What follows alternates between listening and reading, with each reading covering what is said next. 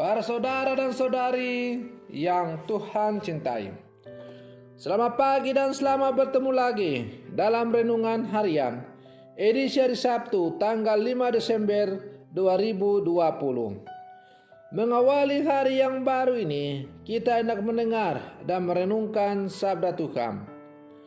Marilah sebelum kita mendengar dan merenungkan sabda Tuhan, kita berdoa. Dalam nama Bapa dan Putra dan Roh Kudus. Amin. Allah Bapa yang Maha Rahim, Engkau mengutus Putramu ke dunia untuk membebaskan kami dari pengaruh manusia lama. Anugerahkanlah rahmat-Mu kepada kami yang menantikan Putramu itu, agar kami menerima kurnia kebebasan sejati. Bersabdalah ya Tuhan, kami siap untuk mendengarkan. Terpujilah Engkau Bapa, Putra dan Roh Kudus, kini dan sepanjang segala masa. Amin. Para saudara dan saudari yang Tuhan cintai, sabda Tuhan yang hendak kita dengar dan kita renungkan untuk mengawali hari yang baru ini diambil dari Injil Matius pasal 9 ayat 35 sampai pasal 10 ayat 1 ayat 6 sampai 8. Tuhan sertamu. Inilah Injil Tuhan kita Yesus Kristus menurut Santo Matius. Sekali peristiwa, Yesus berkeliling ke semua kota dan desa. Ia mengajar dalam rumah-rumah ibadat dan mewartakan Injil kerajaan surga, serta melenyapkan segala penyakit dan kelemahan. Melihat orang banyak yang mengikutinya, tergeraklah hati Yesus oleh belas kasihan, karena mereka lelah dan terlantar seperti domba yang tidak bergembala. Maka Yesus berkata kepada murid-muridnya, "Tuaian memang banyak, tetapi pekerja sedikit.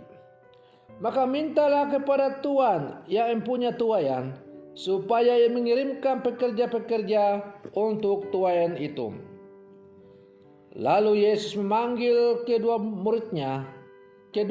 muridnya, dan memberi mereka kuasa untuk mengusir roh-roh jahat dan untuk melenyapkan segala penyakit serta segala kelemahan.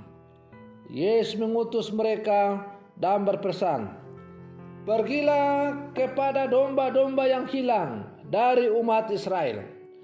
Pergilah dan wartakanlah kerajaan surga sudah dekat. Sembuhkanlah orang sakit, bangkitkanlah orang mati, tahirkanlah orang kusta, usirlah setan-setan. Kalian telah memperoleh dengan cuma-cuma, maka berikanlah pula dengan cuma-cuma." Demikianlah Injil Tuhan.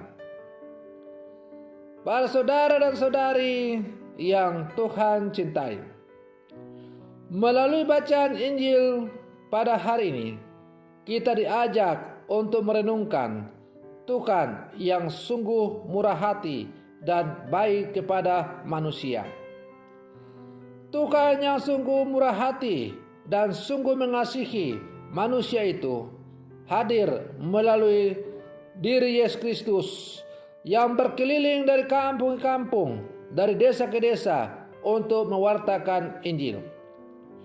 Tetapi Yesus bukan hanya mewartakan Injil dengan kata-kata, tetapi Ia juga mengkonkretkan warta Injil, warta gembira itu dalam tindakan yang konkret. Injil berarti kabar baik atau kabar gembira, kabar yang membawa pembebasan bagi orang-orang yang terbelenggu atau berbeban berat. Maka Injil itu bukan hanya sebatas kata-kata, tetapi ia harus menjadi konkret dalam tindakan yang nyata. Nah, Yesus yang berkeliling dari kampung ke kampung, dari desa ke desa bersama para muridnya, bukan hanya berteori belaka, tetapi mereka sungguh mengkonkretkan pewartaan itu dalam tindakan yang nyata. Pewartaan Injil yang nyata itu sungguh membebaskan manusia yang terwujud dalam pelbagai pembebasan yang dialami oleh manusia dari pelbagai macam-macam belenggu yang menghimpit mereka. Misalnya sakit, lumpuh, bisu, dan lain-lain sebagainya. Maka tidak heranlah kalau kemudian orang begitu banyak berbondong-bondong mengikuti Yesus untuk mendengar tentang kabar gembira itu.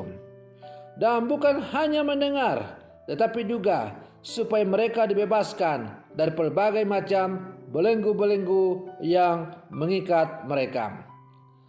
Para saudara dan saudari yang Tuhan cintai, Yesus ternyata bukan hanya mewartakan Injil, tetapi hatinya juga tergerak oleh belas kasihannya begitu melihat banyak orang berbondong-bondong mengikuti dia.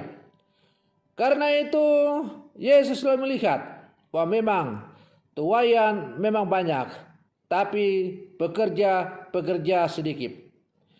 Oleh karena itu Yesus mengajak para murid supaya berdoa agar supaya Tuhan yang mempunyai tuaian itu memilih atau mengutus para pekerja-pekerja untuk bekerja di tuaian yang sangat banyak itu.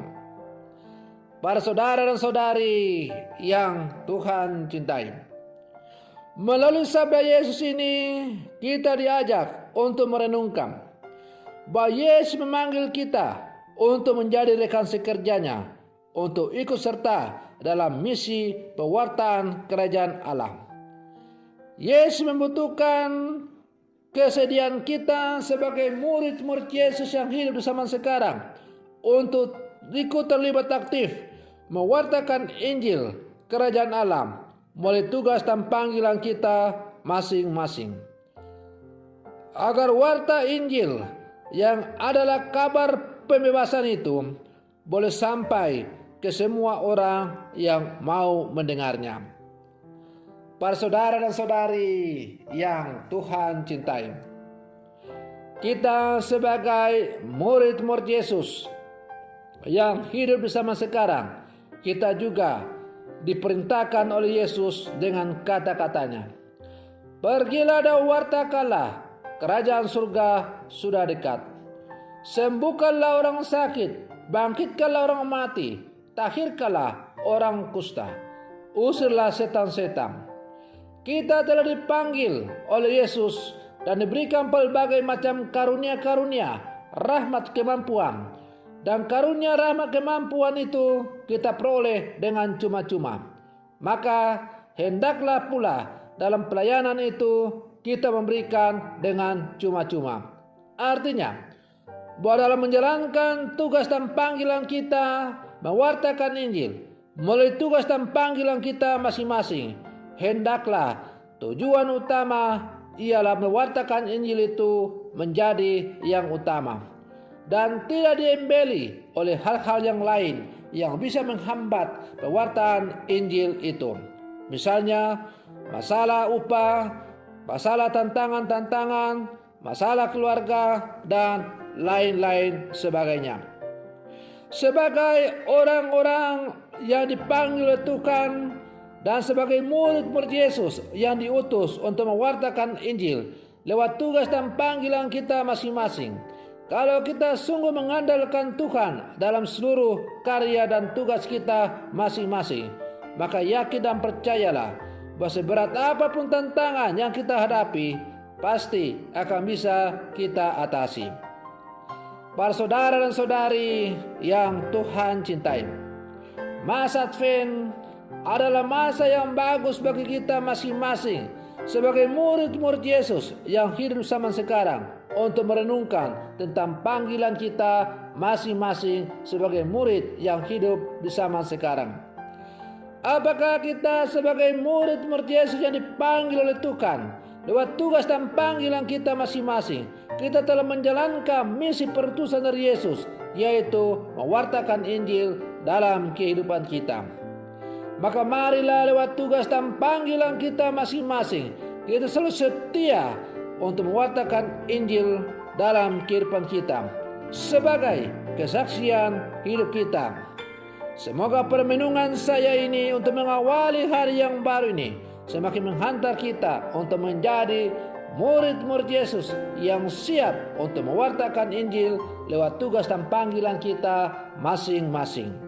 Semoga demikian. Selamat pagi. Tuhan Yesus memberkati.